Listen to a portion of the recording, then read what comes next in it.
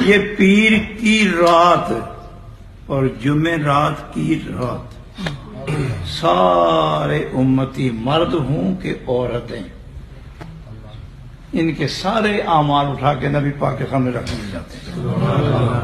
آج اس ہفتے میں یہ کیا ہے، یہ کیا ہے، یہ کیا ہے۔ تو جس امتی نے اچھا کام کیا ہو، ذکر میں وقت گزارا ہو، صلاۃ و سلام میں، درود شریف میں، سجدوں میں، نوافل میں، فرائض میں، تو نبی پاک خوش ہو کے دعا فرماتے ہیں۔